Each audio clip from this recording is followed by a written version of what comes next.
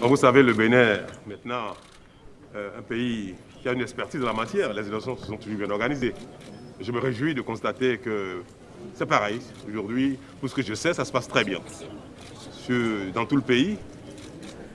Mais si j'ai un message à envoyer à mes concitoyens, c'est que tout le monde veuille bien aller faire son devoir, aller voter, malgré les intimidations, les intoxications, qu'on affronte la pluie, le soleil, pour aller faire ce devoir noble.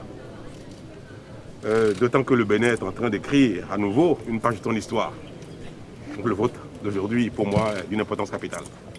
Je vais inviter les uns et les autres à opérer leur choix. Au-delà du duo à choisir, il s'agit surtout de choisir un programme. Celui qui correspond le mieux, répond le mieux aux attentes des uns et des autres, aux attentes de nos concitoyens. Mais j'ai espoir que aujourd'hui encore, ce sera un grand jour. À la fin, on constatera que les intimidations, les peurs n'ont pas servi à grand-chose. Nous avons essayé dans tout le pays d'être sereins. On n'a pas fait beaucoup d'histoire sur ces choses-là qui arrivent, qui sont parfois inhérentes aux évolutions, aux mutations. Je crois que les forces de l'ordre de sécurité ont bien géré la situation. Ils ont gardé le calme qu'il faut. Ces enfants qui ont été manipulés, ces jeunes qui ont fait l'objet de tristes manipulations, ont pu être maîtrisés avec beaucoup de compétences et d'expertise. Je suis ce soir, demain ce sera fini. Nous allons passer maintenant le temps à penser ces plaies-là et à faire en sorte que plus jamais ça ne se répète. C'est une épreuve de longue haleine. Il faut être patient. Construire un pays, ce n'est pas facile.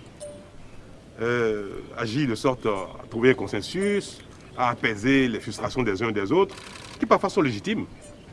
Mais construire un pays, convenez avec moi que c'est très très difficile de faire l'unanimité, surtout quand il faut faire des réformes. On fait avec, on va y aller. Notre pays va passer les étapes les unes après les autres et on va construire notre pays ensemble. Merci. Le développement requiert cela. Vous savez, des gens mobilisés, comme je vous ai dit, des enfants, des jeunes, des chasseurs, pour attaquer la République, attaquer le symbole de notre sécurité, la police, qui n'a jamais levé. Vous avez vu, observé, il y avait des manifestations libres, que personne n'essaie d'empêcher, mais encadrer. Alors quand on sort des gens avec des armes, et parfois des armes de guerre, des policiers ont été blessés. Vous parlez des victimes, ça aurait été très bien de parler de toutes les victimes, y compris les policiers qui ont été blessés. Par des armes de... Deux policiers ont été blessés, deux agents de police ont été blessés. Avec des armes de guerre, par balle.